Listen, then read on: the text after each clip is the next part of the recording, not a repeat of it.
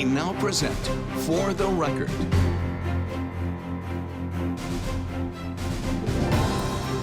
Welcome to For the Record. I'm Naomi Coles. Today, we're talking politics and geography. We're just 9 days away from an election where Wisconsin is expected to play a critical role in the presidential race. We're a politically complex state, and we're breaking down today how geographical tensions will play out on election night and where on the map political experts will be watching.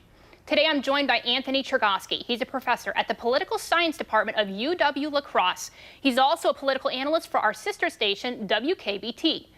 I'm also joined by Cramer. She's a political science professor at UW-Madison and the author of the award-winning book, The Politics of Resentment, Rural Consciousness, and the Rise of Scott Walker. Thank you both so much for joining me.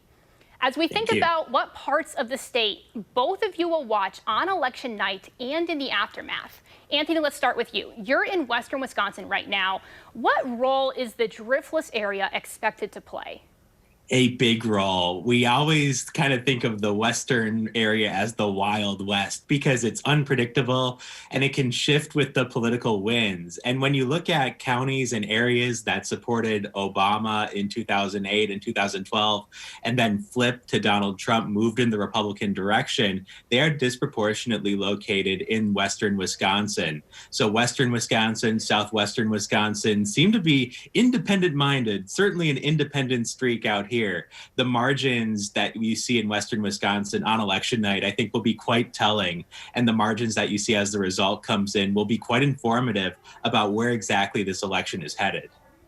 Yeah, great point. Kathy, you're a bit of an expert on rural Wisconsin. How do these regions balance each other out? Well, I would have to agree. Western Wisconsin is a place to watch, that's for sure. But another place to pay attention to is the northwest corner, which is really interesting in that it's quite rural, and yet for many presidential elections, it has gone for the Democratic candidate, but it did in 2012, but not in 2016. And so some of the counties up there are going to be pretty interesting to watch. But, you know, as you say, Wisconsin's very complex. And so there's different dynamics in the Fox Valley, around Madison, around Milwaukee. So there's a lot to pay attention to.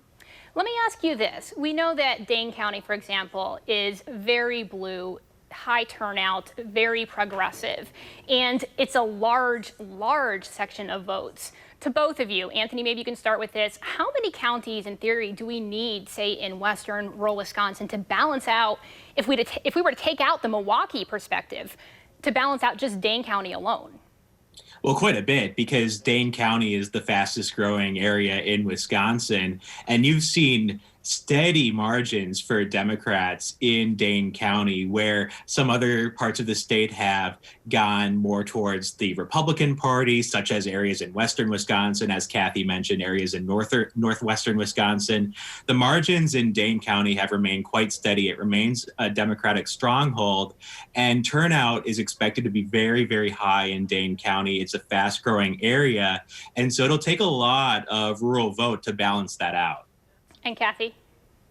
I would say I agree totally, but paying attention to the Milwaukee suburbs will be really interesting because, for example, turnout in Ozaukee County, a predominantly Republican county, has been astronomical for the past few elections. And so it'll be interesting to see if turnout in those suburban Milwaukee counties is really high this time, because that could benefit President Trump. There's a lot of talk, though, about suburban voters and which way they are leaning this time, and a lot of talk especially about suburban women. So high turnout might not necessarily benefit President Trump, but it's expected to. High turnout in the suburban counties.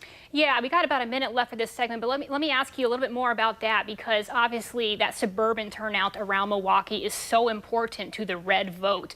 Do you think we're going to see as high of a turnout this election? Is very questionable. I think that what I'll be watching for just as much as turnout is the margin, because you saw the margin for the Democrats inch a little bit in their favor in those critical wow counties. They remain Republican strongholds, but for the Democrats, it might just be a matter of avoiding a drubbing in the wow counties, and that being enough to help them in the broader statewide election. All right. Thank you both. When we return after the break, we're getting into the details and what individual counties, cities, and communities will tell us on election night.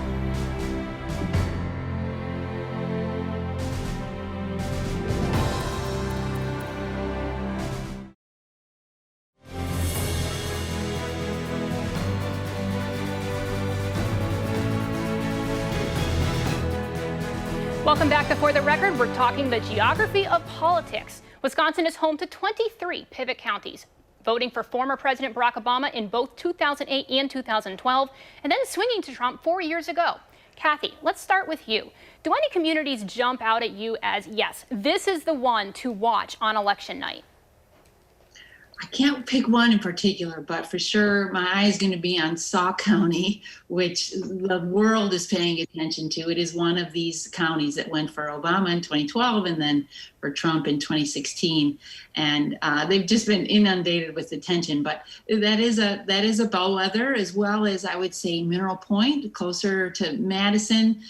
One of these municipalities that, again, swang from Obama to Trump, but in 2018 kind of showed a mix in terms of voting for one way for the governor candidate and one way for the Senate candidate. So those are two places I'm going to have my eyes on, as well as that northwestern corner of the state. And Anthony, you touched on this a little bit in the first segment, but there are so many pivot counties in western Wisconsin specifically. Talk to me a bit about that. Absolutely. It's a long list of areas in western Wisconsin that seem to drift with the political winds. Some pivot counties that I'm going to be paying attention to on election night include Buffalo County, Crawford County, Trempealeau County, Vernon County, and Jackson County, all counties in southwestern Wisconsin that went for Obama twice and then went for Donald Trump in 2016. Yeah. Let's talk a little bit about pre-2008. We talk a lot about the Obama era followed by the Trump era, but let's go back 20 to 30 years before 2008. What does that political history tell us about some of these counties and the state overall? Kathy, I'll start with you. Well, that we're a closely divided state, and we have been for some time. I mean, there's a lot of attention on Wisconsin the past few cycles, but there's been a balance of partisan support in Wisconsin for some time. So the Fox Valley is kind of balanced out the Dane County area, for example.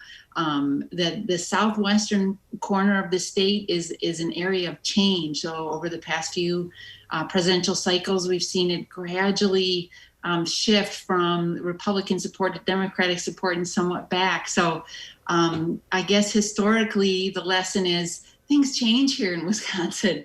We haven't always been a blue state. We've probably never been a solidly blue state, and we're very purple. Anthony, and how does that play out, that long political history in western Wisconsin? Well, I would just echo what Kathy said. This state has a knack for close elections, and when one region moves towards one party, it seems to be counterbalanced by another region moving towards the other party. And in western Wisconsin, we might see that playing out in the sense that if this election does move back in the Democrats' direction, I would be watching for western Wisconsin to be moving in that direction right along with the rest of the state and the rest of the country. Now, really quickly to finish out, Kathy, talk to me a little bit. Is this an issue, especially in pivot counties, of turnout, or is it an actual change in how people are voting? Oh, great question. I think it's both, but turnout is huge. And especially in this very unusual election, turnout with respect to absentee voting or early voting it's a huge question mark. Is this an electorate issue? Are we going to see new registrations, different voters, or are people actually changing how they vote in western Wisconsin?